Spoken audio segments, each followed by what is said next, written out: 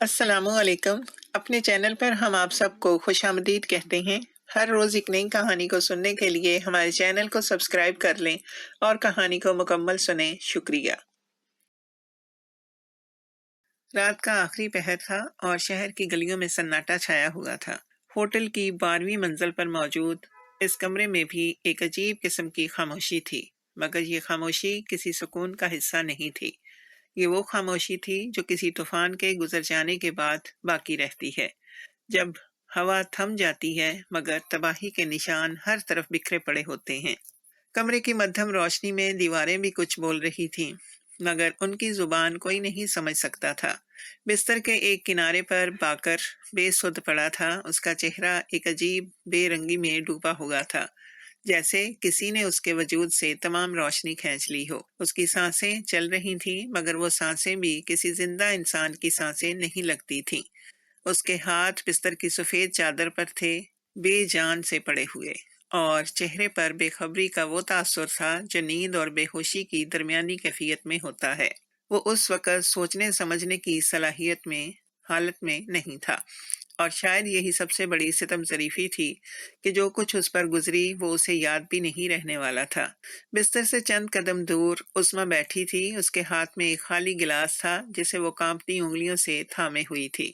اس کی آنکھیں اسی گلاس پر جمی ہوئی تھیں، جیسے وہ اس شفاف شیشے میں اپنا عکس تلاش کر رہی ہو، یا شاید اپنے اس فیصلے کا کوئی جواز ڈھونڈنے کی کوشش کر رہی ہو جو اب کسی جواز کا محتاج نہیں رہا تھا۔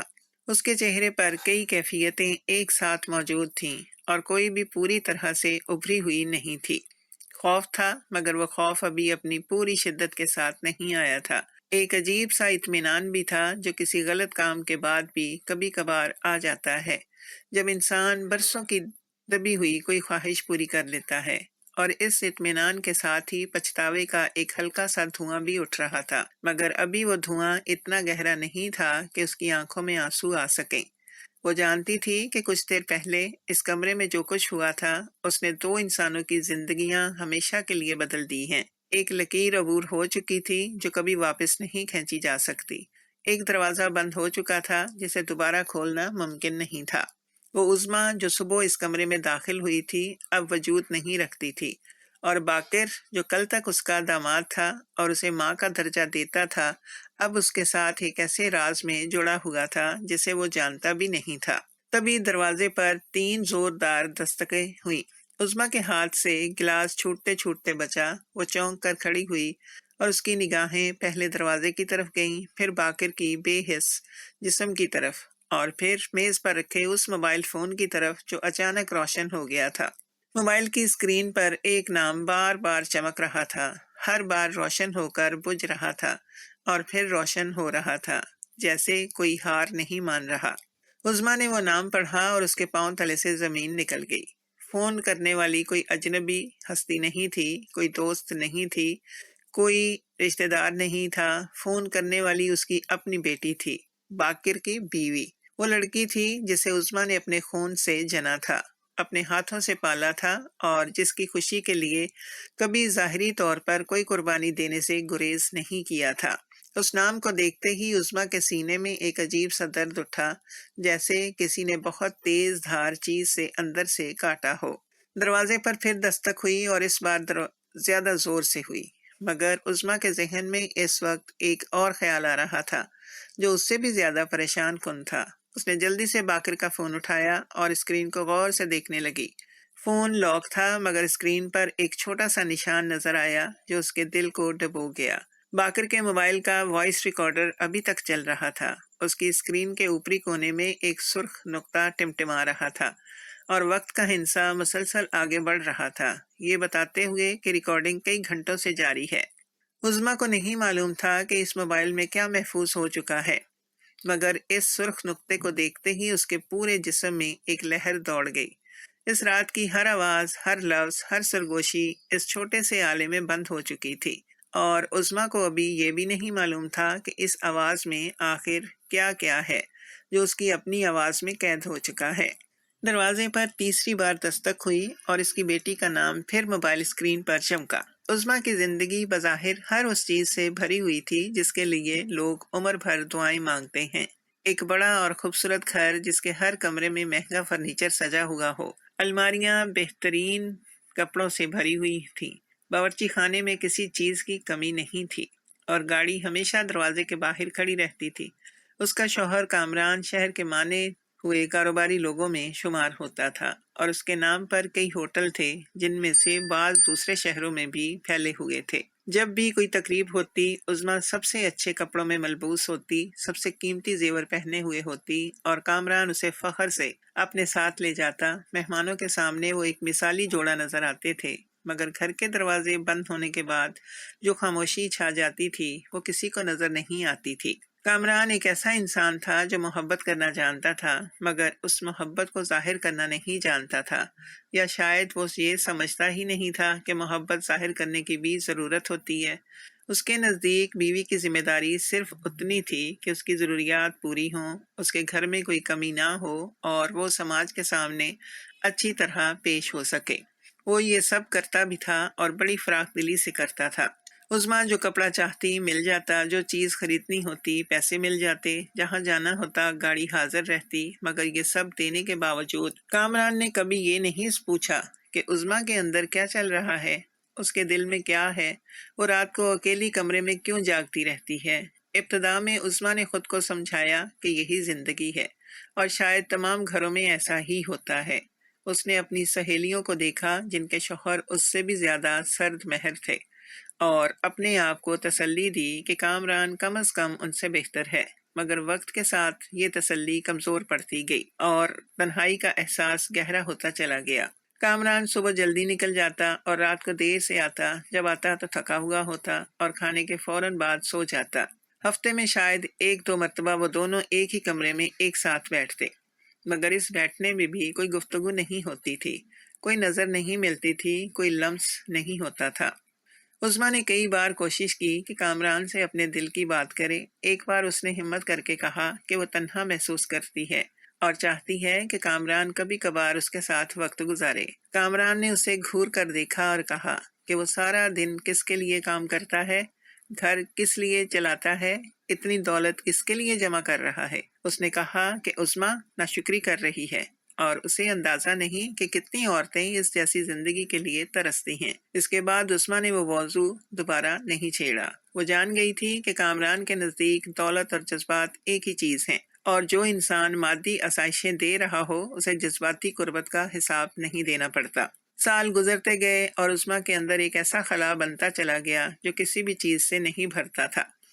وہ اپنے خوبصورت گھر میں چہل قدمی کرتی تو اسے لگتا جیسے وہ کسی عجائب گھر میں ہے، جہاں ہر چیز سجی ہوئی ہے مگر کوئی زندہ نہیں۔ آئینے کے سامنے کھڑی ہوتی تو اپنے چہرے پر ڈھلتی عمر کے نشان دیکھتی اور سوچتی کہ یہ برس کہاں گئے، کیا ملا انہیں؟ کیا وہ محبت جو ہر انسان کا حق ہے کبھی اسے ملی؟ اس کے بالوں میں چند سفید تار آ چکے تھے جنہیں وہ چھپانے کی کوشش کرتی تھی۔ اس کی آنکھوں کے گرد باریک لکیریں کھنچ آئی تھیں، اور اس کے اندر کا وہ جوش جو جوانی میں ہوتا ہے آہستہ آہستہ مدھم پڑ رہا تھا۔ مگر سب سے بڑا دکھ یہ تھا کہ عظمیٰ کے پاس یہ سب کہنے کو بھی کوئی نہیں تھا۔ اس کی سہیلیاں اس کی دولت دیکھ کر رشک کرتی تھیں، اور وہ انہیں اپنی تنہائی کی باتیں نہیں بتا سکتی تھی کیونکہ وہ یقین نہیں کرتی۔ اس کی ماں بہت پہلے گزر چکی تھی اور باپ کا اپنا گھر اپنی مصروفیتوں میں الجھا ہوا تھا۔ وہ اپنے جذبات کو ہر رات تکیے میں دبا کر سو جاتی اور ہر صبح ایک نئے چہرے کے ساتھ اٹھتی جو مسکرا سکتا تھا مگر جس کے پیچھے ایک ویران دنیا تھی۔ اس ویرانی نے اسے کمزور بنا دیا، اور کمزور انسان وہ دروازے کھول لیتا ہے جن کے بارے میں اسے پتا ہوتا ہے کہ انہیں بند رہنا چاہیے تھا۔ عظمیٰ کی اکلوتی بیٹی ثنا ہمیشہ سے اس کی سب سے بڑی خوشی رہی تھی۔ اس نے اپنی تمام محرومیوں اور تنہائیوں کے باوجود ثنا کو پوری محبت سے پالا تھا اور اس کی پرورش میں کوئی کمی نہیں آنے دی تھی۔ ثنا ذہین، خوبصورت اور ملنسار لڑکی تھی جس نے پڑھائی بھی اچھی کی اور گھر کے معاملات میں بھی ماں کا ہاتھ بٹاتی رہی۔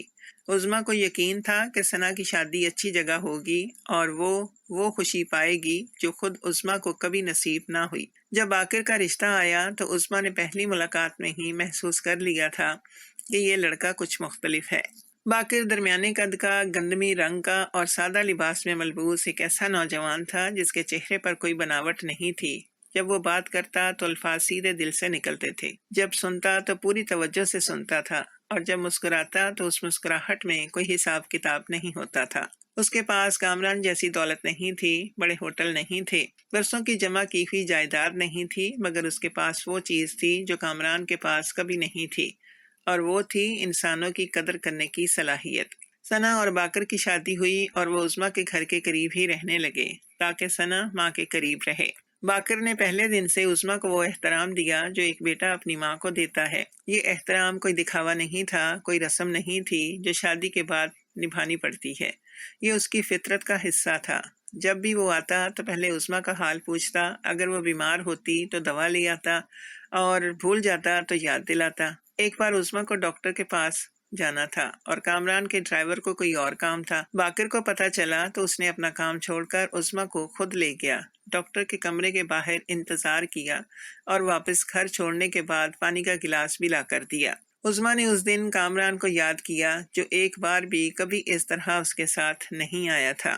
جب بھی عظمیٰ کے گھر کوئی بھاری سامان آتا، باقر بغیر کہے اٹھا لیتا، جب گاڑی سے اترتی تو وہ پہلے دروازہ کھولتا اور ہاتھ تھام کر اتارتا۔ یہ سب چھوٹی چھوٹی باتیں تھیں جن پر شاید کوئی اور عورت دھیان بھی نہ دیتی، مگر عظمیٰ ان باتوں کی بھوکی تھی۔ اسے یہ چھوٹی چھوٹی توجہیں اس لیے اتنی بڑی لگتی تھیں کیونکہ اس کی اپنی زندگی میں یہ سب کبھی تھا ہی نہیں۔ وہ برسوں سے ایک ایسے کمرے میں رہ رہی تھی جہاں اس کے گرنے پر کوئی ہاتھ نہیں بڑھاتا تھا، اور باقر نے پہلی بار اسے یہ احساس دلایا کہ وہ بھی کسی کے لیے اہم ہو سکتی ہے۔ ابتدا میں عظمیٰ نے اس احساس کو سمجھا ہی نہیں۔ وہ باقر کو واقعی ایک اچھا داماد سمجھتی تھی اور اس کی تعریف کرتی تھی، اپنی سہیلیوں سے کہتی کہ میری ثنا کو بہت اچھا شوہر ملا ہے اور اللہ کرے یہ جوڑا ہمیشہ خوش رہے۔ مگر پھر آہستہ آہستہ ایک تبدیلی آنی شروع ہوئی جسے عظمیٰ خود بھی پہچان نہیں پا رہی تھی۔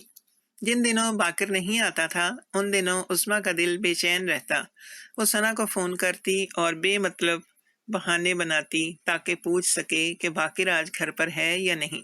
جب باقر آتا اور ثنا کے ساتھ ہنستا بولتا تو عظمیٰ کے سینے میں ایک عجیب سی جلن اٹھتی جسے وہ سمجھ نہ پاتی تھی اور نہ بیان کر پاتی تھی۔ وہ خود اپنے آپ سے لڑتی رہتی، رات کو سوچتی کہ یہ کیا ہو رہا ہے، اور صبح اپنے آپ کو سمجھاتی کہ وہ صرف اپنی بیٹی کی خوشی دیکھ کر خوش ہوتی ہے، مگر حسد اور خوشی میں فرق ہوتا ہے۔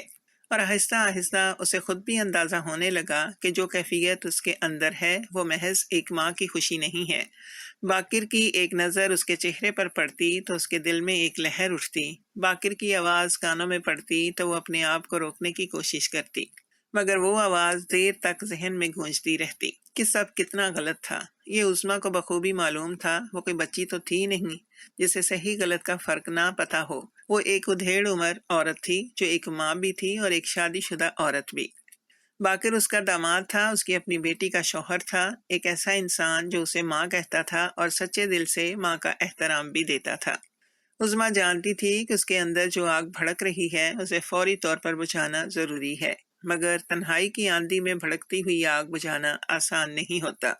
اس نے اس آگ کو بجھانے کی بجائے دھیرے دھیرے اپنے آپ کو یہ یقین دلانا شروع کر دیا کہ یہ محض ہمدردی ہے، محض اکیلے پن کی ایک کیفیت ہے جو گزر جائے گی، مگر کچھ چیزیں گزرتی نہیں، وہ اندر اترتی جاتی ہیں اور ایک دن اتنی گہری ہو جاتی ہیں کہ انسان انہیں اپنی فطرت سمجھنے لگتا ہے۔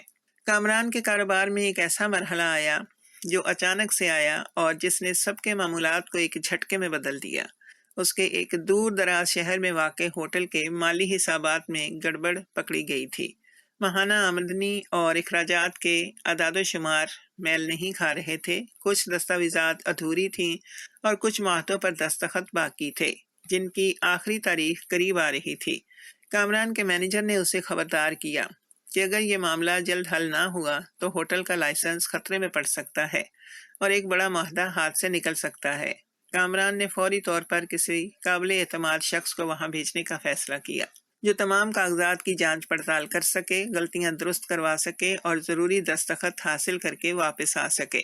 فطری طور پر یہ کام خود کامران کو کرنا چاہیے تھا، مگر کامران کے پاس ہمیشہ کی طرح ایک اور مصروفیت تھی۔ اس ہفتے شہر میں ایک بڑی کاروباری نمائش تھی جس میں کامران کا شرکت کرنا ضروری تھا اور جس کے لیے وہ کئی ہفتوں سے تیاری بھی کر رہا تھا۔ اس نے ایک لمحے کو بھی نہیں سوچا کہ ہوٹل کا معاملہ زیادہ اہم ہے، کیونکہ کامران کے لیے ہر نئی کاروباری نمائش اور ہر نئے معاہدے کا موقع ہمیشہ گھر کے کسی بھی معاملے سے زیادہ اہم ہوتا تھا۔ اس نے گھر میں اعلان کیا کہ ہوٹل جانے کا کام کسی اور کو کرنا ہوگا، اور ساتھ ہی یہ بھی کہا کہ ان کاغذات کو سمجھنے کے لیے کوئی پڑھا لکھا اور ذمہ دار آدمی چاہیے۔ ثنا کا نام سب سے پہلے ذہن میں آیا، کیونکہ وہ پڑھی لکھی تھی اور کامران کے کاروباری معاملات کو سمجھتی بھی تھی۔ مگر ان دنوں ثنا کی طبیعت ٹھیک نہیں تھی، اسے ہلکا بخار تھا اور ڈاکٹر نے آرام کرنے کی ہدایت کی تھی۔ سفر اس کے لیے ممکن نہیں تھا۔ باقر نے یہ صورتحال دیکھی اور بغیر کسی تعامل کے کہا کہ وہ جائے گا۔ اس نے کہا کہ کاغذات وہ سمجھ لے گا اور اگر کوئی پیچیدہ بات ہو تو کامران سے فون پر رہنمائی حاصل کر لے گا، مگر ساتھ ہی اس نے یہ بھی کہا کہ اکیلے جانا ٹھیک نہیں، کیونکہ کچھ دستاویزات پر خاندان کے کسی بڑے کے دستخط درکار تھے اور ہوٹل کے پرانے ملازمین کے ساتھ معاملہ کرنے کے لیے کسی با اختیار شخص کی موجودگی بھی ضروری تھی۔ اس نے تجویز دی کہ عظمیٰ بھی ساتھ چلے، کیونکہ وہ کامران کی بیوی ہے اور ان کی موجودگی میں کام آسان ہوگا۔ کامران نے فوری طور پر اس تجویز کو مان لیا۔ اس نے عظمیٰ کی طرف دیکھے بغیر کہا کہ ٹھیک ہے، عظمیٰ چلی جائے گی۔ اس نے یہ بھی نہیں پوچھا کہ عظمیٰ جانا چاہتی ہے یا نہیں، اسے کوئی تکلیف تو نہیں، وہ اکیلے سفر کرنے میں راحت محسوس کرتی ہے یا نہیں۔ جیسے عظمیٰ ایک چیز تھی جسے جہاں ضرورت ہو وہاں رکھ دیا جائے اور جب کام ہو جائے تو واپس رکھ لیا جائے۔ عظمیٰ نے ظاہری طور پر کچھ ہچکچاہٹ دکھائی۔ اس نے کہا کہ اسے سفر کی عادت نہیں اور شاید باقر اکیلا بھی سب سنبھال سکتا ہے، مگر یہ ہچکچاہٹ محض ایک پردہ تھی، کیونکہ اس کے اندر ایک اور آواز بہت واضح طور پر بول رہی تھی جو کہہ رہی تھی کہ یہ موقع ہے، یہ وہ وقت ہے جو شاید دوبارہ نہ آئے۔ اگلی صبح دونوں روانہ ہوئے۔ گاڑی میں ابتدا میں معمول کی باتیں ہوتی رہیں، ہوٹل کے کاغذات کے بارے میں، راستے کے بارے میں، موسم کے بارے میں۔ باقر گاڑی چلاتا رہا اور عظمیٰ کھڑکی سے باہر دیکھتی رہی، مگر کچھ دیر بعد عظمیٰ نے گفتگو کا رخ بدلنا شروع کیا۔ اس نے پہلے ہلکے انداز میں کامران کی مصروفیتوں کا ذکر کیا، پھر اس بات پر آئی کہ وہ خود بھی اس سفر پر آنا نہیں چاہتا تھا، پھر آہستہ آہستہ اپنی ازدواجی زندگی کی تنہائی کو الفاظ دینے لگی۔ اس نے باقر کو بتایا کہ کامران نے کبھی اسے وہ اہمیت نہیں دی جو ایک عورت کو ملنی چاہیے۔ اس نے اپنے وہ دکھ بیان کیے جو اس نے برسوں سے کسی کو نہیں بتائے تھے، اور کبھی کبھی آواز میں ایک ہلکی سی لرزش بھی آنے لگی۔ باقر نے ہمدردی سے اس کی باتیں سنی، وہ بیچ میں بولا نہیں۔ اس نے تسلی کے مصنوعی الفاظ بھی نہیں کہے، بس سنتا رہا اور کبھی کبھی آہستہ سے کہا کہ انہیں یقین ہے کہ امی کی تکلیف سچی ہے اور اللہ سب ٹھیک کرے گا۔ اس کی یہ سادہ ہمدردی عظمیٰ کے لیے کافی نہیں تھی، بلکہ اس نے اس ہمدردی کو اپنے ذہن میں ایک مختلف شکل دے لی۔ وہ باقر کے الفاظ کو وہ معنی دے رہی تھی جو باقر نے کبھی سوچے بھی نہیں تھے۔ ایک ہمدرد داماد کی سادہ توجہ عظمیٰ کے لیے اس بات کی دلیل بن رہی تھی کہ باقر اسے سمجھتا ہے، اسے جانتا ہے، اسے وہ دے سکتا ہے جو کامران نے کبھی نہیں دیا۔ شام تک وہ اپنی منزل پر پہنچ گئے اور ہوٹل کے دفتر میں کاغذات کا کام شروع ہو گیا۔ کام پیچیدہ تھا اور وقت لگنے والا تھا۔ عظمیٰ بیٹھی کاغذات پر دستخط کرتی رہی، مگر اس کا ذہن کہیں اور تھا۔ وہ سوچ رہی تھی کہ آج کی رات ابھی باقی ہے اور اس رات میں وہ سب کچھ ہو سکتا ہے جس کے بارے میں وہ مہینوں سے سوچتی آ رہی تھی۔ رات اترتے اترتے ہوٹل کے دفتر میں کاغذات کا کام مکمل ہو گیا۔ باقر نے آخری دستاویز پر دستخط کروا کر فائل بند کی اور سیٹ پر پیچھے ٹیک لگا کر ایک لمبی سانس لی۔ وہ تھکا ہوا تھا، آنکھیں بھاری تھیں اور کندھے اکڑے ہوئے تھے۔ اس نے گھڑی دیکھی تو رات کے 10 بج چکے تھے۔ اس نے ثنا کو فون کر کے بتایا کہ کام ہو گیا ہے اور وہ ٹھیک ہے، پھر عظمیٰ کی طرف مڑ کر کہا کہ کل صبح سویرے نکلتے ہیں تو گھر دوپہر تک پہنچ جائیں گے۔ عظمیٰ نے سر ہلایا اور کہا کہ ٹھیک ہے، پہلے کمرے کا انتظام تو ہو جائے۔ استقبالیہ پر پہنچے تو وہاں موجود ملازم نے کمپیوٹر کی اسکرین دیکھتے ہوئے بتایا کہ آج ہوٹل میں ایک بڑی شادی کی تقریب ہے اور تقریباً تمام کمرے بک ہیں۔ اس نے کہا کہ صرف ایک کمرہ خالی ہے جو ڈیلیکس کیٹیگری کا ہے، اور وہ بھی اس لیے خالی ہے کیونکہ جس مہمان نے بک کروایا تھا اس نے آخری وقت پر منسوخ کر دیا۔ ملازم نے شناختی دستاویزات مانگی اور ساتھ ہی معمول کے انداز میں پوچھا کہ دونوں کا آپس میں کیا تعلق ہے۔ تاکہ ریکارڈ میں درج کیا جا سکے۔ باقر نے ابھی منہ کھولا ہی تھا کہ اس کے ذہن میں الفاظ آنے سے پہلے ہی عظمیٰ نے بڑے فطری انداز میں کہا کہ ہم میاں بیوی ہیں۔ باقر کے قدم رک گئے۔ اس نے عظمیٰ کی طرف دیکھا اور اس کی آنکھوں میں سوال تھا، حیرت تھی اور ایک ہلکی سی بے چینی بھی، مگر عظمیٰ نے اس کی طرف دیکھ کر ایک بہت سرسری نظر ڈالی جس میں صاف پیغام تھا کہ ابھی چپ رہو، بعد میں بات کریں گے۔ ملازم نے دستاویزات لیے، کمرے کی چابی دی اور ان دونوں کو لفٹ کی طرف رہنمائی کر دی۔ لفٹ میں باقر نے آہستہ سے کہا کہ امی، یہ کیا ضروری تھا؟ کوئی اور بہانہ بھی بنایا جا سکتا تھا۔ عظمیٰ نے کہا کہ رات کے وقت ایک ادھیڑ عمر عورت اور جوان لڑکا اگر الگ تعلق بتاتے تو ہوٹل کے لوگ عجیب نظر سے دیکھتے۔ سردی ہے، تھکان ہے اور اس وقت بحث کرنے کی نہ اس کے پاس ہمت ہے نہ وقت۔ باقر خاموش ہو گیا۔ کمرہ بڑا اور آرام دہ تھا۔ بیچ میں ایک کشادہ بستر تھا، ایک طرف صوفہ تھا اور دوسری طرف ڈریسنگ ٹیبل۔ باقر نے کمرے میں داخل ہوتے ہی بغیر کسی تعامل کے کہا کہ وہ صوفے پر سوئے گا اور عظمیٰ بستر پر آرام کریں۔ اس نے اپنا بیگ صوفے کے پاس رکھا اور واش روم کی طرف چلا گیا۔ عظمیٰ نے یہ سب دیکھا اور اس کے ذہن میں ایک پکا فیصلہ ہوتا چلا گیا۔ باقر واپس آیا تو عظمیٰ میز کے پاس بیٹھی تھی۔ اس نے کہا کہ اسے سر میں درد ہے اور اگر باقر پانی کا گلاس لا دے تو بہتر ہوگا۔ باقر نے پانی لا دیا۔ کچھ دیر بعد عظمیٰ نے کہا کہ کمرے کی ہیٹنگ کا بٹن کہاں ہے؟ اسے سمجھ نہیں آ رہا تھا۔ باقر اٹھا اور ریموٹ ڈھونڈ کر اسے دے دیا۔ پھر عظمیٰ نے کہا کہ اس کا فون چارج نہیں ہو رہا، شاید اڈاپٹر مختلف ہے۔ باقر نے اپنا چارجر نکال کر لگا دیا۔ یہ بہانے چھوٹے تھے مگر ان کا مقصد صرف یہ تھا کہ باقر بار بار اٹھے، قریب آئے اور صوفے پر سکون سے بیٹھ نہ سکے۔ آدھے گھنٹے کی اس کھینچتان کے بعد باقر نے صوفے پر لیٹنے کی کوشش کی مگر عظمیٰ نے اس بار ایک اور راستہ اختیار کیا۔ وہ صفحے کے پاس آ کر بیٹھ گئی اور اپنی آواز میں ایک عجیب سی نرمی لا کر بولنے لگی۔ اس نے کہا کہ وہ اتنی تھکی ہوئی ہے کہ نیند نہیں آئے گی اور اگر باقر کچھ دیر باتیں کرے تو دل ہلکا ہو جائے گا ذرا سا۔ باقر نے تھکے ہوئے انداز میں کہا کہ ٹھیک ہے، کیا بات کرنی ہے؟ عظمیٰ نے پھر وہی راستہ پکڑا جو اس نے گاڑی میں پکڑا تھا۔ اس نے کامران کی بے توجہی کا ذکر کیا، اپنی تنہائی کو الفاظ دیے اور آہستہ آہستہ ایسی باتیں کہنے لگی جن سے باقر کو اندازہ ہو کہ وہ کتنی ٹوٹی ہوئی ہے۔ باقر نے سنا اور ہمدردی کے چند الفاظ کہے۔ اس نے کہا کہ وہ دعا کرتا ہے کہ کامران صاحب کو سمجھ آئے اور یہ رشتہ بہتر ہو۔ یہ الفاظ معصومانہ تھے مگر عظمیٰ ان کا معصومانہ مطلب لینے کے موڈ میں نہیں تھی۔ اس نے باقر کی بات کو ادھورا چھوڑ کر کہا کہ کچھ رشتے بہتر نہیں ہوتے اور کچھ لوگ ساری زندگی محرومی کے ساتھ ہی جیتے ہیں۔ باقر نے جواب دینے کی کوشش کی مگر عظمیٰ نے بات بدل دی اور کہا کہ وہ بہت بھوکی ہے، کچھ منگوانا چاہیے۔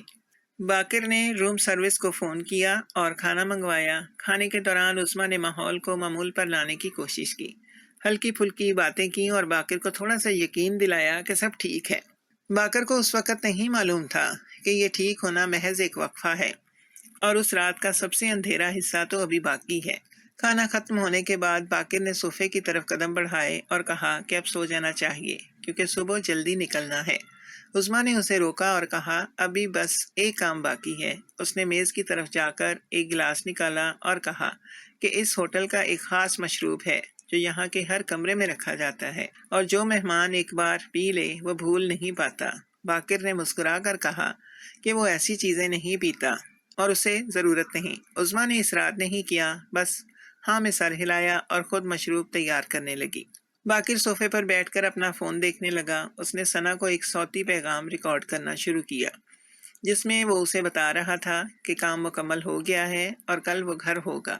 اس نے فون ایک طرف رکھا مگر ریکارڈنگ بند کرنا بھول گیا۔ وہ ریکارڈنگ اسی طرح چلتی رہی اور کمرے کی ہر آواز اپنے اندر سمیٹتی رہی۔ عظمیٰ نے گلاس لیا اور باقر کے پاس آ کر بیٹھ گئی۔ اس نے بہت نرم اور جذباتی آواز میں کہا کہ وہ جانتی ہے باقر اسے ماں کی طرح مانتا ہے اور ایک ماں کی یہ خواہش ہے کہ اس کے ساتھ بیٹھ کر بس ایک گھونٹ پی لے، اس کی دل جوئی کے لیے، اس کی تنہائی کا ساتھ دینے کے لیے۔ باقر نے ایک بار پھر انکار کیا مگر عظمیٰ کی آواز میں ایک ایسا درد تھا جو اسے پگھلا گیا۔ اس نے سوچا کہ بس ایک گھونٹ سے کیا فرق پڑتا ہے اور گلاس اپنے ہاتھ میں لے لیا۔ عظمیٰ نے اسے پیتے ہوئے دیکھا اور اس کے چہرے پر ایک ایسا تاثر آیا جسے باقر نہیں پڑھ سکا۔ وہ تاثر اطمینان کا نہیں تھا، وہ کسی کام کے مکمل ہونے کا تاثر تھا جو بہت پہلے سے منصوبے میں شامل تھا۔ باقر کو مشروب کا ذائقہ معمول سے تھوڑا مختلف لگا، مگر اس نے اسے ہوٹل کے خاص نسخے کا حصہ سمجھا اور دھیان نہیں دیا۔ کچھ ہی دیر میں باقر کی آنکھیں بوجھل ہونے لگیں۔ اس نے ایک دو بار پلکیں جھپکائیں اور سر کو سیدھا رکھنے کی کوشش کی، مگر اس کا جسم اس کی بات نہیں مان رہا تھا۔ ارد گرد کی چیزیں دھندلی ہونے لگیں اور آوازیں دور سے آتی محسوس ہوئیں۔ اس کے ہونٹوں پر کچھ الفاظ آئے مگر وہ پوری طرح نکل نہ سکے۔ بس ایک کمزور سی آواز نکلی جس میں احتجاج تھا مگر طاقت نہیں تھی۔ عظمیٰ نے اسے سہارا دیا اور بستر تک لے گئی۔ اس لمحے بھی ایک دروازہ کھلا تھا جس سے وہ واپس جا سکتی تھی۔ اس لمحے بھی ایک آواز تھی جو اسے روک سکتی تھی، مگر عظمیٰ نے وہ آواز سنی نہیں۔ اس نے اپنے برسوں کے خلا کو، اپنی محرومی کو، اپنے حسد کو اور اپنی خواہش کو ایک جواز بنایا اور ایک ایسا قدم اٹھایا جسے کوئی بھی نام دے کر درست نہیں ٹھہرایا جا سکتا تھا۔ نہ محبت کا نام، نہ تنہائی کا نام، نہ کمزوری کا نام، کیونکہ جب ایک انسان دوسرے کی رضامندی چھین کر اپنی خواہش پوری کرتا ہے تو وہ صرف ایک جرم ہوتا ہے، اور اس رات عظمیٰ نے وہ جرم کر دیا۔ صبح کی روشنی کھڑکی کے پردوں میں سے چھن چھن کر کمرے میں داخل ہو رہی تھی۔ جب باقر کی آنکھ کھلی، پہلا احساس سر میں ایک زوردار درد کا تھا، ایسا درد جیسے کسی نے اندر سے ہتھوڑے مارے ہوں۔ اس نے آنکھیں کھولنے کی کوشش کی تو روشنی اتنی تیز لگی کہ فوراً بند کر لیں۔ کروٹ بدلنے کی کوشش کی تو پورا جسم اکڑا ہوا محسوس ہوا اور ہر ہڈی میں ایک عجیب سا بوجھ تھا۔ وہ چند لمحے یوں ہی لیٹا رہا اور اپنے ذہن کو سمیٹنے کی کوشش کرتا رہا۔ آہستہ آہستہ باتیں یاد آنے لگیں، ہوٹل، کاغذات، کمرہ، صوفہ، عظمیٰ کی باتیں اور پھر وہ گلاس۔ اس نے آنکھیں کھول کر چھت کو دیکھا اور محسوس کیا کہ وہ صوفے پر نہیں بلکہ بستر پر ہے۔ اس نے ایک جھٹکے سے اٹھنے کی کوشش کی مگر اس نے اجازت نہ دی۔ دھیرے دھیرے اٹھا اور ارد گرد نظر دوڑائی۔ کمرے میں عظمیٰ موجود تھی۔ وہ ڈریسنگ ٹیبل کے سامنے بیٹھی تھی اور اس کی پیٹھ باقر کی طرف تھی۔ آئینے میں اس کا عکس نظر آ رہا تھا مگر اس کے چہرے پر کوئی تاثر نہیں تھا، جیسے وہ کسی گہری سوچ میں ڈوبی ہو۔ باقر نے اپنے کپڑوں کی طرف دیکھا اور اس کا دل ایک لمحے کے لیے رک گیا۔ کچھ چیزیں ایسی تھیں جو اسے بتا رہی تھی کہ رات بہت کچھ ہوا ہے، مگر اس کے پاس اس رات کی کوئی یاد نہیں تھی۔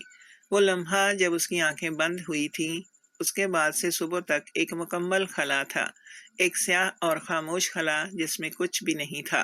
اس نے ایک گہری سانس لی اور عظمیٰ سے پوچھا کہ رات کیا ہوا؟ عظمیٰ آہستہ سے گھومی اور اس کی آنکھوں میں دیکھا۔ اس کے چہرے پر ایک بنی بنائی کیفیت تھی جو اس نے شاید صبح سے تیار کی ہوئی تھی۔ اس نے ایک آہ بھری اور کہا، رات باقر خود اس کے قریب آیا تھا کہ دونوں سے ایک کمزور لمحے میں غلطی ہو گئی، اور یہ کہ اب جو ہو گیا سو ہو گیا، آگے کی بات آگے دیکھیں گے۔ اس نے یہ الفاظ اتنی صفاقی سے کہے جیسے وہ کسی معمولی واقعے کا ذکر کر رہی ہو۔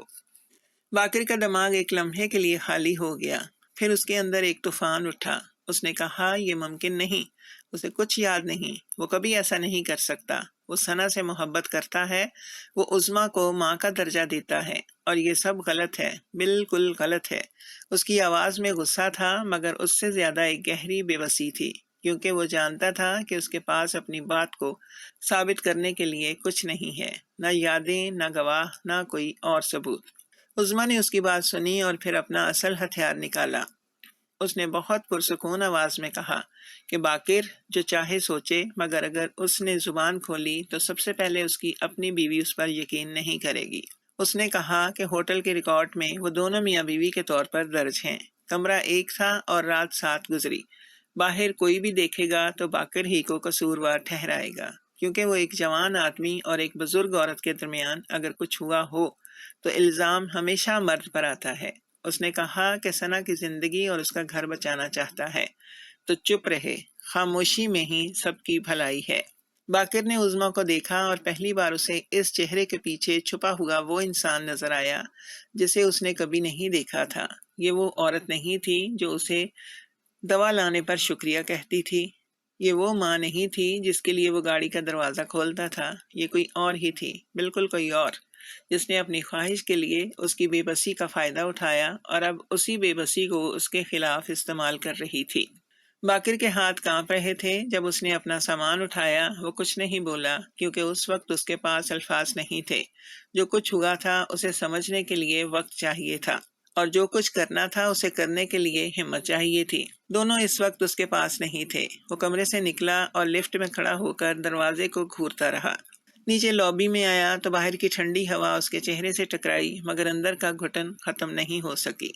گاڑی میں بیٹھ کر اس نے اپنا فون ہاتھ میں لیا۔ اسکرین پر ثنا کے کئی مسڈ کالز تھیں، اور وہ صوتی پیغام جو اس نے کل رات ریکارڈ کرنا شروع کیا تھا ابھی تک کھلا پڑا تھا۔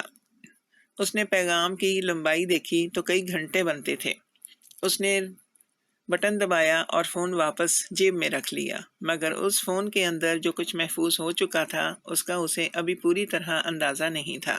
عظمیٰ کچھ دیر بعد آ کر گاڑی میں بیٹھ گئی اور اس نے باہر کی طرف منہ کر لیا۔ دونوں کے درمیان پوری واپسی کے سفر میں ایک لفظ نہیں بولا گیا، مگر اس خاموشی میں بہت کچھ تھا جو آنے والے دنوں میں بولنے والا تھا۔ گھر واپس آنے کے بعد باقر وہ نہیں رہا جو پہلے تھا۔ اس کی آنکھوں میں وہ سکون نہیں رہا جو پہلے ہوتا تھا۔ اس کی مسکراہٹ وہ نہیں رہی جو پہلے ہوتی تھی، اور اس کے چلنے کا انداز بھی بدل گیا تھا، جیسے کسی نے اس کے کندھوں پر ایک بہت بھاری بوجھ رکھ دیا ہو جو نظر نہیں آتا، مگر اس کا وزن ہر قدم پر محسوس ہوتا ہے۔ وہ گھر میں ہوتا تو خاموش رہتا، ثنا سے بات کرتا تو الفاظ کم ہوتے اور نظریں چراتا۔ رات کو سوتا تو نیند نہ آتی، اور آ جاتی تو ایسے خواب آتے جن سے وہ ہڑبڑا کر اٹھ جاتا۔ ثنا نے یہ تبدیلی پہلے دن سے محسوس کی۔ وہ باقر کو جانتی تھی، اس کے ہر انداز سے واقف تھی، اور یہ باقر اس کا وہ شوہر نہیں تھا جسے وہ جانتی تھی۔ اس نے پوچھا تو باقر نے کہا کہ کام کا بوجھ ہے، تھکان ہے، سفر نے اثر کیا ہے۔ ثنا نے مان لیا کیونکہ شک کی کوئی وجہ نظر نہیں آتی تھی، مگر ہفتے گزرتے رہے اور باقر کی کیفیت بہتر ہونے کی بجائے اور گہری ہوتی چلی گئی۔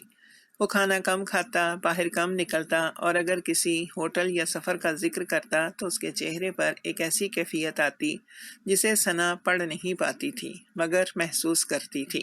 دوسری طرف عظمیٰ کا رویہ بالکل مختلف تھا، جیسے اس رات نے اسے توڑنے کی بجائے ایک عجیب سی جرأت دے دی ہو۔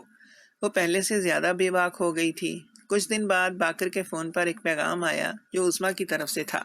پیغام میں بظاہر گھر کی کسی ضرورت کا ذکر تھا، مگر اس کے الفاظ کے درمیان ایک اور مطلب چھپا ہوا تھا جو صرف باقر سمجھ سکتا تھا۔ پھر اگلے دن ایک اور پیغام آیا جس میں عظمیٰ نے صاف لکھا تھا کہ باقر کو یہ نہیں بھولنا چاہیے کہ ان دونوں کے درمیان ایک ایسا راز ہے جو انہیں ہمیشہ کے لیے جوڑ چکا ہے، اور اس راز کو راز ہی رہنے چاہیے۔ باقر نے یہ پیغام پڑھا اور اس کے ہاتھ کانپنے لگے، مگر اس بار اس کے اندر کچھ اور بھی تھا، غصہ، ایک گہرا اور ٹھنڈا غصہ جو خوف سے زیادہ طاقتور تھا۔ اس نے پیغام ڈیلیٹ نہیں کیا بلکہ ایک الگ فولڈر میں محفوظ کر لیا۔ پھر جب دوسرا پیغام آیا تو اسے بھی محفوظ کر لیا، اور پھر تیسرا۔ وہ کچھ نہیں بولا، کچھ نہیں کیا، بس جمع کرتا رہا، جیسے وہ کسی فیصلے کی طرف بڑھ رہا ہو، مگر ابھی اس فیصلے کا وقت نہیں آیا تھا۔ ایک شام وہ اکیلا بیٹھا تھا اور اس کا فون میز پر رکھا ہوا تھا۔ اس نے اوپر والی رات کو یاد کیا اور سوچا کہ عظمیٰ نے جو کہا تھا وہ سچ ہے یا نہیں۔ کیا واقعی لوگ اسی کو قصوروار سمجھیں گے؟ کیا واقعی ثنا اس پر یقین کرے گی نہیں؟ کیا واقعی اس کے پاس کوئی ثبوت نہیں ہے؟ پھر اچانک اسے وہ صوتی پیغام یاد آیا جو اس نے ثنا کے لیے ریکارڈ کرنا شروع کیا تھا اور بند کرنا بھول گیا تھا۔ اس نے فون اٹھایا اور اس پیغام کو تلاش کیا۔ وہ ابھی بھی محفوظ تھا، مٹا نہیں تھا۔ اس نے ہیڈ فون لگائے اور سننا شروع کیا۔ پہلے کچھ دیر اس کی اپنی آواز آتی رہی جب وہ ثنا کو مکمل کام کرنے کی خبر دے رہا تھا۔ پھر کمرے کی آوازیں آئیں، دروازے کی آواز، پانی کی آواز، برتنوں کی آواز، پھر عظمیٰ کی آواز آئی جو کہہ رہی تھی کہ یہ خاص مشروب ہے۔ پھر ایک اور آواز آئی جو مشروب میں کچھ ملانے کی آواز تھی، چھوٹی سی، باریک سی، مگر ریکارڈنگ میں بالکل واضح۔ پھر باقر کی اپنی آواز آئی جو پہلے تو معمول کی تھی مگر آہستہ آہستہ بھاری ہونے لگی۔ اور پھر ایک وقت آیا جب اس کی آواز میں الفاظ ٹوٹ رہے تھے اور ایک کمزور احتجاج تھا جو پوری طرح باہر نہیں نکل پا رہا تھا۔ اس احتجاج کے بعد عظمیٰ کی آواز آئی جو نرم اور پرسکون تھی، اور جو کچھ کہہ رہی تھی اسے سن کر باقر کے پورے وجود میں ایک لرزش دوڑ گئی۔ اس نے ہیڈ فون اتار لیے اور فون میز پر رکھ دیا۔ اس کی آنکھیں بھری ہوئی تھیں مگر آنسو نہیں آئے۔ وہ بس بیٹھا رہا اور ایک لمبی خاموشی میں ڈوبا رہا۔ اس خاموشی میں وہ سب کچھ تھا جو وہ ہفتوں سے محسوس کر رہا تھا، اور جسے الفاظ نہیں دے پا رہا تھا۔ اب الفاظ نہیں چاہیے تھے بلکہ ثبوت موجود تھا، واضح، ناقابل انکار اور مکمل۔ اس رات باقر نے فیصلہ کیا کہ اب خاموشی کا وقت ختم ہو گیا ہے، مگر پہلے اسے ثنا کو بتانا تھا، اور یہ سب سے مشکل کام تھا، کیونکہ وہ جانتا تھا کہ یہ سچ سن کر ثنا کی دنیا کا ہر رنگ بدل جائے گا، اور وہ رنگ دوبارہ واپس نہیں آئیں گے۔ باقر نے کئی راتیں اس لمحے کے بارے میں سوچتے ہوئے گزاری تھیں۔ جب وہ ثنا کو سب کچھ بتائے گا، اس نے سوچا تھا کہ کیا کہے گا، کہاں سے شروع کرے گا، کون سے الفاظ استعمال کرے گا، مگر جب وہ لمحہ آیا تو تمام تیاری دھری رہ گئی، اور وہ بس اتنا کہہ سکا کہ ثنا، مجھے تم سے کچھ کہنا ہے، تمہیں کچھ بتانا ہے تو شاید تم سننا نہیں چاہو گی، مگر جو میں اپنے اندر اب مزید رکھ نہیں سکتا۔ ثنا نے اس کی آنکھوں میں دیکھا اور کچھ بولنے سے پہلے محسوس کر لیا کہ جو کہنے والا ہے وہ معمولی نہیں ہے۔ باقر نے شروع سے بتانا شروع کیا، سفر سے کمرے تک، مشروب سے، اس کے بعد کے خلا سے، اور پھر صبح سے۔ اس نے ایک ایک بات بتائی اور اپنی آواز کو قابو میں رکھنے کی پوری کوشش کی، مگر بعض جگہوں پر اس کی آواز ٹوٹ گئی۔ ثنا نے پوری بات سنی اور خاموش رہی۔ اس کا چہرہ پتھر کی طرح تھا، نہ آنسو، نہ غصہ، نہ کوئی تاثر، بس ایک گہری خاموشی جو باقر کو اندر سے کاٹ رہی تھی۔ جب باقر خاموش ہوا تو ثنا نے پہلی بار منہ کھولا اور صرف اتنا کہا کہ یہ ممکن نہیں ہے۔ باقر نے کہا کہ وہ جانتا ہے کہ یقین کرنا مشکل ہے، اسے خود یقین نہیں آتا تھا، مگر سچ یہی ہے۔ ثنا نے کہا کہ تم میری ماں کے بارے میں یہ کہہ رہے ہو، وہی ماں جس نے مجھے پالا، جو تمہیں بیٹے کی طرح مانتی ہے، جس نے کبھی کسی کا برا نہیں سوچا۔ باقر نے کہا کہ اس کے پاس ثبوت ہے، اور وہ چاہتا ہے کہ ثنا پہلے وہ سنے، اس کے بعد جو فیصلہ کرنا ہوگا وہ کرے۔ ثنا نے ایک لمحے کے لیے رکنے کے بعد ہاں کہا۔ باقر نے ہیڈ فون ثنا کے کانوں میں لگائے اور ریکارڈنگ چلا دی۔ ثنا نے آنکھیں بند کر کے سننا شروع کیا۔ پہلے چند منٹ اس کا چہرہ معمول پر رہا، مگر پھر آہستہ آہستہ اس کے چہرے کا رنگ بدلنے لگا۔ جب مشروب میں کچھ ملانے کی آواز آئی تو اس کی آنکھیں بھیج گئیں۔ جب باقر کی ٹوٹتی ہوئی آواز اور کمزور احتجاج آیا تو ثنا کے ہاتھ مٹھیوں میں بند ہو گئے، اور جب عظمیٰ کی آواز آئی تو ثنا نے ہیڈ فون اتار کر میز پر رکھ دیے اور اٹھ کر کھڑکی کے پاس چلی گئی۔ کافی دیر تک کمرے میں کوئی نہیں بولا۔ باقر بیٹھا رہا اور ثنا کھڑکی کے باہر دیکھتی رہی۔ پھر ثنا نے آہستہ سے کہا کہ وہ ماں کے پیغامات بھی دیکھنا چاہتی ہے۔ باقر نے فون آگے کر دیا۔ ثنا نے ایک ایک کر کے پیغام پڑھا، اور اس کے ساتھ ساتھ اس کے اندر کچھ ٹوٹتا چلا گیا۔ جو شک باقی تھا وہ بھی ختم ہو گیا۔ اس نے فون واپس دیا، باقر کی طرف مڑی، اور پہلی بار اس کی آنکھوں میں آنسو آ گئے۔ اس نے کچھ نہیں کہا، بس باقر کے کندھے پر سر رکھ دیا اور خاموشی سے روتی رہی۔ اگلے چند دنوں میں ثنا نے باقر کی طبی رپورٹ بھی نکلوائی۔ ڈاکٹر نے بتایا کہ رپورٹ میں ایک نشہ اور دوا کے آثار موجود ہیں، جو اکثر مشروبات میں ملائی جاتی ہیں اور جس کا اثر چند گھنٹوں میں ختم ہو جاتا ہے، مگر نشان رہ جاتے ہیں۔ یہ رپورٹ دیکھ کر ثنا کے اندر کا آخری شک بھی مر گیا، اور اس کی جگہ ایک ایسے درد نے لے لی جسے وہ کسی لفظ میں بیان نہیں کر سکتی تھی۔ اس کے بعد خاندان کے بزرگوں کو بلایا گیا، عظمیٰ کو بھی بلایا گیا۔ عظمیٰ آئی تو اس کے چہرے پر ایک تیار کردہ اعتماد تھا۔ اس نے کمرے میں داخل ہوتے ہی باقر پر نظر ڈالی اور پھر نظریں پھیر لیں۔ جب بات شروع ہوئی تو عظمیٰ نے پہلے باقر پر الزام لگایا کہ اس نے اس کا فائدہ اٹھایا، کہ وہ اکیلی عورت تھی، کہ باقر نے خود رات کو حد پار کی اور اب اسے وہ بدنام کر رہا ہے۔ اس نے یہ سب اتنے یقین سے کہا کہ ایک لمحے کے لیے کمرے میں موجود بعض لوگوں کے چہروں پر تذبذب آ گیا، مگر پھر ریکارڈنگ چلائی گئی۔ اس ریکارڈنگ کو سن کر کمرے میں بیٹھے ہر شخص کی خاموشی کی نوعیت ہی بدل گئی۔ عظمیٰ نے پہلے کہا کہ یہ ریکارڈنگ جھوٹی ہے، بنائی ہوئی ہے، پھر کہا کہ دونوں کی رضامندی تھی اور باقر اب مکر رہا ہے، مگر ریکارڈنگ میں اس کی اپنی آواز تھی، اس کے اپنے الفاظ تھے، اور باقر کا وہ کمزور احتجاج تھا جسے کوئی بھی رضامندی نہیں کہہ سکتا تھا۔ ایک ایک جھوٹ کھلتا گیا اور عظمیٰ کا وہ تیار کردہ اعتماد آہستہ آہستہ پگھلتا چلا گیا۔ کامران اس پورے وقت میں خاموش بیٹھا رہا۔ اس نے ریکارڈنگ سنی، پیغامات پڑھے اور رپورٹ دیکھی۔ جب سب کچھ سامنے آ گیا تو اس نے ایک لمبی سانس لی اور اپنے ہاتھوں کو دیکھا۔ اس کے ذہن میں وہ تمام سال گھوم گئے جب وہ کاروبار میں ڈوبا رہا اور عظمیٰ کو اکیلا چھوڑتا رہا۔ اسے احساس ہوا کہ اس کی بے توجہی نے عظمیٰ کو جذباتی طور پر تباہ کر دیا، مگر ساتھ ہی یہ بھی سمجھ آیا کہ تباہی کا شکار ہونا اور تباہی پھیلانا دو مختلف چیزیں ہیں۔ عظمیٰ نے اپنی تکلیف کا بدلہ ایک بے گناہ انسان کی عزت سے لیا تھا۔ اور اس بات کا کوئی جواز نہیں تھا، کوئی بھی نہیں۔ اس رات کے بعد جو صبح آئی وہ اس گھر کے لیے پہلے جیسی نہیں تھی اور نہ کبھی ہو سکتی تھی۔ کچھ چیزیں ٹوٹ جانے کے بعد جڑتی نہیں، کچھ رشتے ایک بار بکھر جانے کے بعد پہلی شکل میں واپس نہیں آتے، اور کچھ اعتماد ایک بار اٹھ جانے کے بعد دوبارہ نہیں بیٹھتے۔ ثنا نے اس رات سوتے وقت فیصلہ کر لیا تھا کہ اب وہ عظمیٰ کے ساتھ وہ تعلق نہیں رکھ سکتی جو پہلے تھا۔ اس نے اپنی ماں کو معاف کرنے یا نہ کرنے کا سوال بعد کے لیے چھوڑ دیا، مگر ساتھ رہنے کا سوال اس نے اسی رات طے کر لیا تھا۔ اگلے دن ثنا نے عظمیٰ کو فون کیا اور بہت کم الفاظ میں کہا کہ ابھی کچھ وقت کے لیے ان دونوں کے درمیان فاصلہ ضروری ہے۔ عظمیٰ نے فون پر بہت کچھ کہنے کی کوشش کی، صفائی دی، آنسوؤں کا سہارا لیا، پرانی محبت یاد دلائی، مگر ثنا نے بس یہ کہا کہ ابھی میں کچھ سننے کی حالت میں نہیں ہوں، اور فون رکھ دیا۔ یہ وہ بیٹی تھی جس نے کبھی ماں سے بلند آواز میں بات نہیں کی تھی، جس نے ہر بات میں ماں کی رائے کو سب سے اہم سمجھا تھا، اور جس کے لیے ماں کا وجود دنیا کی سب سے محفوظ جگہ تھی۔ اس بیٹی نے فون رکھ دیا اور دوبارہ نہیں اٹھایا۔ باقر نے اپنے فیصلے پر غور کیا اور کئی دن سوچنے کے بعد قانونی راستہ کا اختیار چنا کہ وہ کارروائی کر سکے۔ یہ فیصلہ آسان نہیں تھا۔ اس نے جانا تھا کہ اس راستے پر چلنے سے گھر کا ہر معاملہ عام ہو جائے گا، لوگ باتیں کریں گے، انگلیاں اٹھیں گی، اور اس عمل میں وہ خود بھی بے پردہ ہوگا۔ مگر اس نے سوچا کہ اگر وہ خاموش رہا تو عظمیٰ کو یہ یقین ہو جائے گا کہ وہ جو چاہے کر سکتی ہے اور کوئی اسے روکے گا نہیں۔ خاموشی صرف اس کی اپنی تکلیف نہیں بڑھائے گی بلکہ کسی اور کے لیے بھی خطرہ بن سکتی ہے۔ وہ نہیں چاہتا تھا کہ اس کی چپ کسی اور کی زندگی کا بوجھ بنے۔ کامران کو جب باقر کے قانونی فیصلے کا علم ہوا تو اس نے فوری طور پر باقر سے ملنے کی کوشش کی۔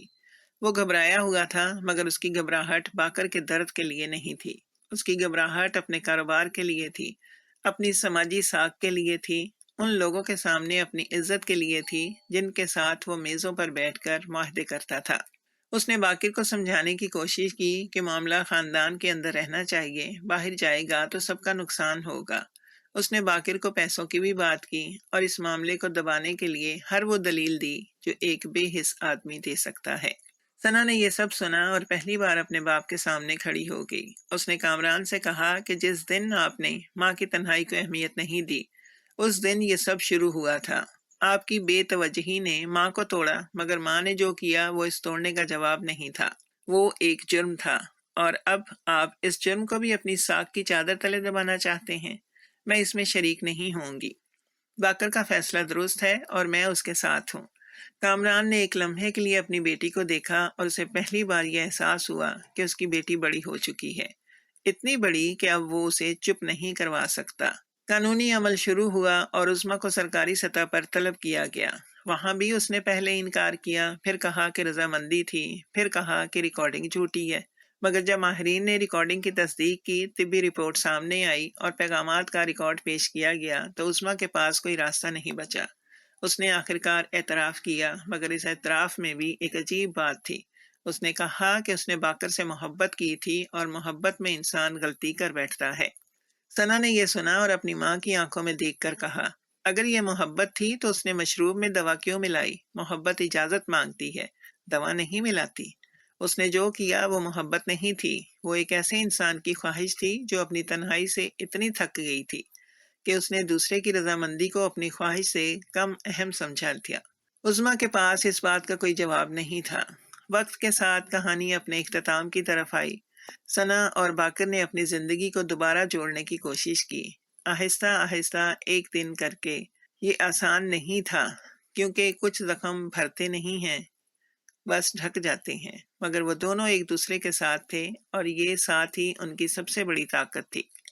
کامران اپنے بڑے گھر میں اکیلا رہ گیا، اور اسے پہلی بار اندازہ ہوا کہ تنہائی کیا ہوتی ہے، وہ تنہائی جو عظمیٰ نے برسوں بھگتی تھی۔ عظمیٰ اپنے کیے گئے جرم کے بعد انجام کے ساتھ تنہا رہ گئی۔ بیٹی نے تعلق محدود کر لیا، شوہر کا اعتماد ختم ہو گیا، خاندان میں جگہ نہ رہی، اور سماج میں وہ عزت جو تھی وہ بھی نہ رہی۔